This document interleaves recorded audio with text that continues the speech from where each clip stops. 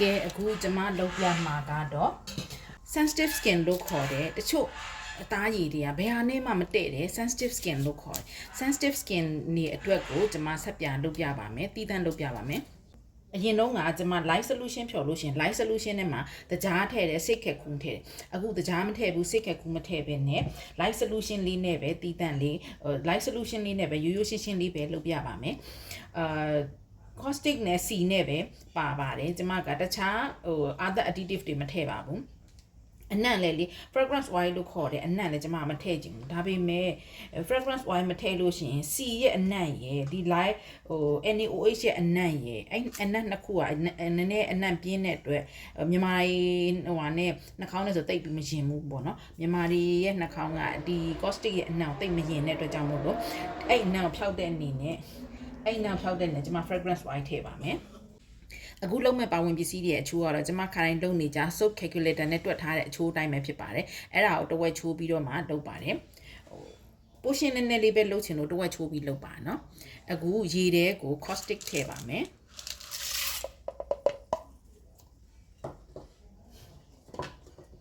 ထည့်ပြီးရင်မွေးပါမယ်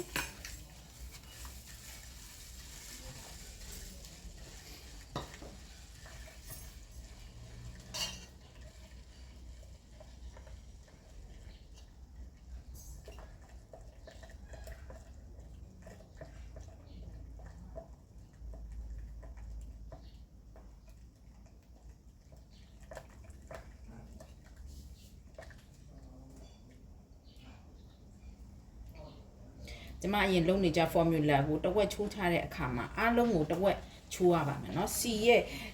အလေးချိန်ကိုလည်းတဝက်ချိုးရမယ်ရေရဲ့အလေးချိန်ကိုလည်းတဝက်ချိုးရမယ်NaOH လို့ခေါ်တဲ့ light ရဲ့အလေးချိန်ကိုလည်းတဝက်ချိုးရပါမယ်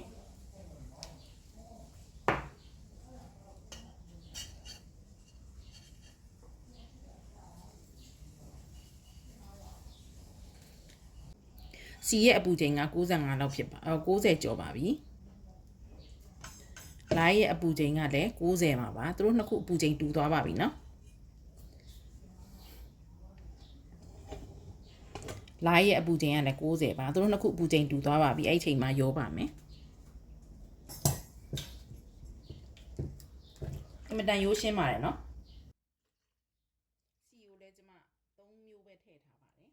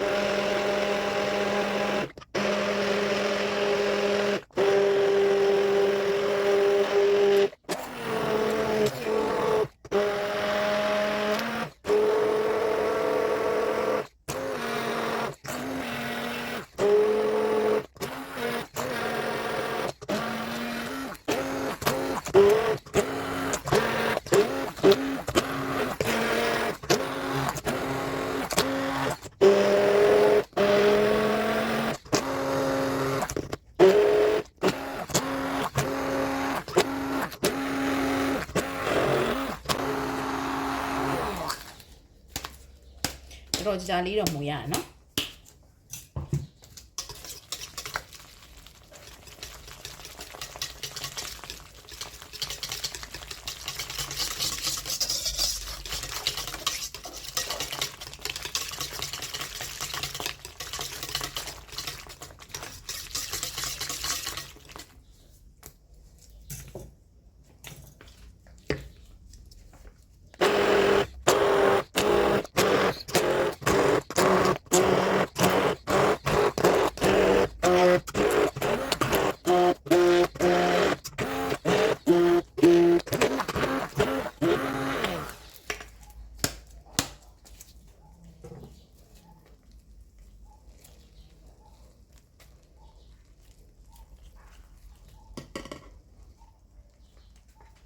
volcano ဖြစ်လာပါပြီ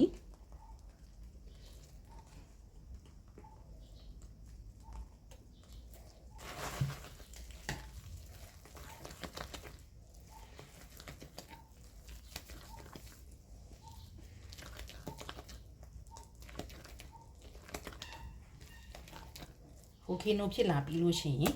C နဲ့ light solution နဲ့ရောတဲ့အချိန်မှာစူပွက်ပြီးတော့မှအမြုပ်ကလေးတွေထပြီးတော့ volcano ဖြစ်ပါတယ်။အဲ့ volcano ဖြစ်ပြီးဆိုလို့ရှိရင်စပြသားလေးက creamy ပြန်ဖြစ်သွားပါတယ်။အုပ်ထားပါမယ်နော်။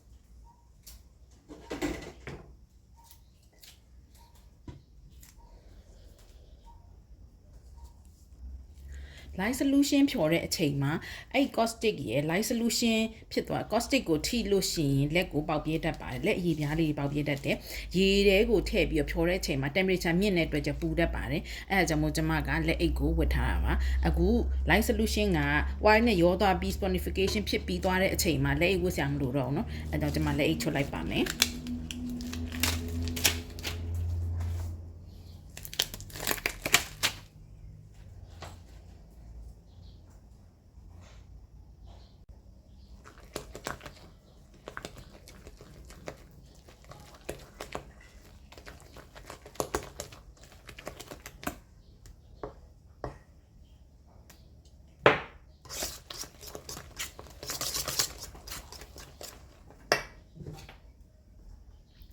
sodium lactate လေးထည့်ပါမယ်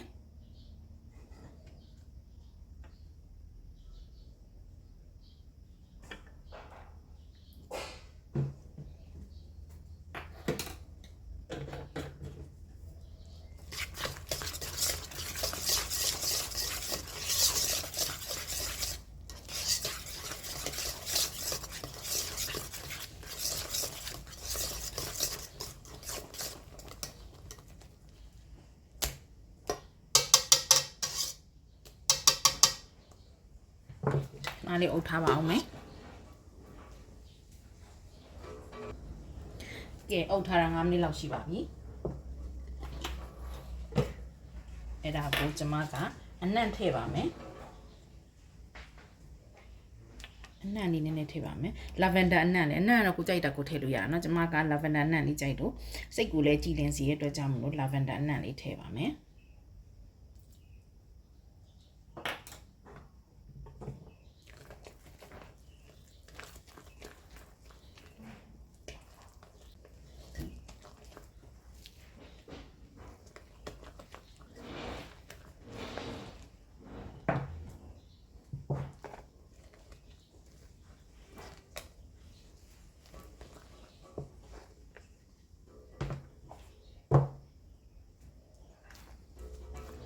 ကဲမူရဲကိုထည့်ပါပြီ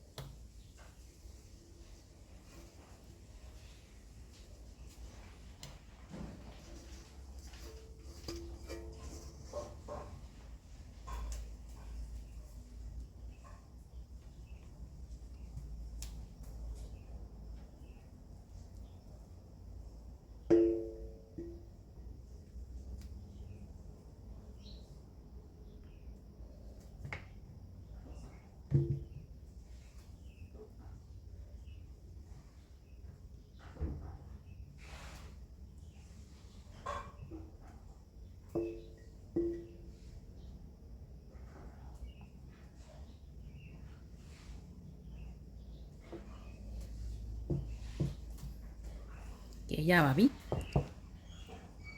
မိုးထဲမှာ24 hour ဒါမှမဟုတ်ရင်48 hours ထားပါမယ်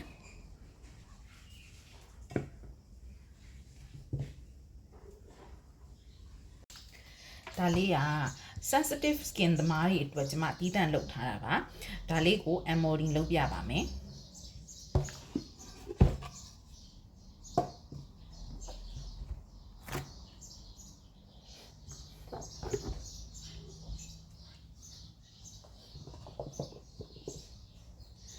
ချို့တွေကကျမစက်ပြထဲမှာအမြဲတမ်းထည့်တယ်စစ်ခခုံးလို့ခေါ်တဲ့ပိုးအိမ်နဲ့မတည့်တာတွေလည်းရှိတယ်တချို့ကကျမတစ်ခါလေးကြာရင်ပြားရည်ထည့်ပြားရည်နဲ့မတည့်တာတွေလည်းရှိတယ်အဲ့လိုလူတွေရှိတတ်တဲ့အတွက်အဲ့လိုလူတွေရဲ့အသားရည်နဲ့လိုက်ဖက်ညီတယ်အဲ့လိုအသားရည်တွေအတွက်ကိုကျမကဘာမှမပါဘဲနဲ့စီနဲ့ကြီးပဲလှုပ်ထားတဲ့စက်ပြလေးလှုပ်ထားပါတယ်အဲ့ဒါလေးလှုပ်ထားတာမူထဲမှာထည့်ထားကြာနေကျမမအားလို့မလှုပ်ဖြစ်တာပါအဲ့ဒါကိုကျမလှီးပြပါမယ်လှီးမယ်ဆိုတော့ကြီးကြီးလေးလှီးပါမယ်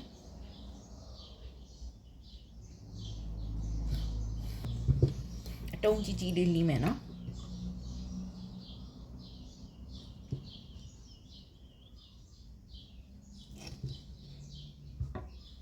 သူ့ကိုအချောက်ခံဖို့လိုပါသေးတယ်ဒါလေးကဘာမှမပါဘူးဝေကာလည်းမပါဘူးကော်ဖီလည်းမပါဘူးစစ်ကကူးလည်းမပါဘူးတကြားလည်းမပါဘူးဘာမှမပါဘူးစီနဲ့ light solution နဲ့ပဲလုပ်ထားတယ်sensitive skin အတွက်စက်ပြလေးပါ super fat 20% နဲ့လုပ်ထားတဲ့စက်ပြလေးပါ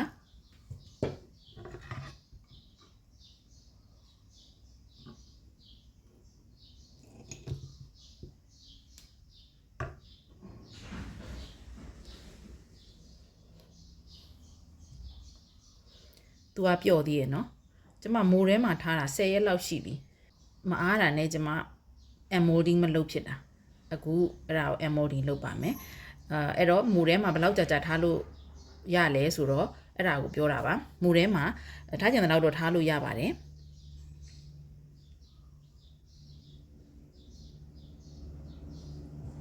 မိုးထဲမှာထားကြတဲ့လောက်ထားလို့ရပါတယ်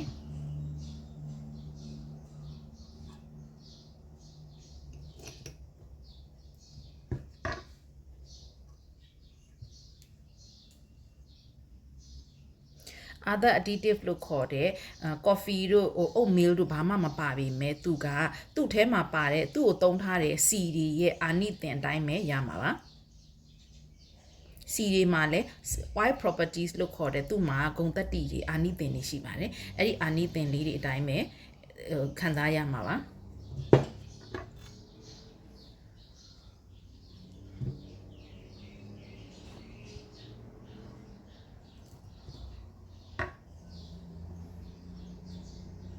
ဒါလေးကတော့ကျမသုံးဖို့ပေါ့နော်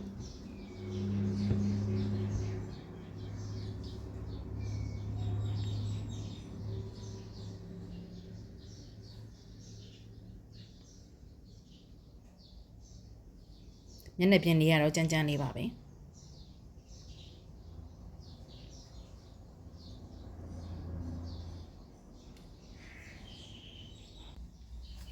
ဒီဟာကကျမ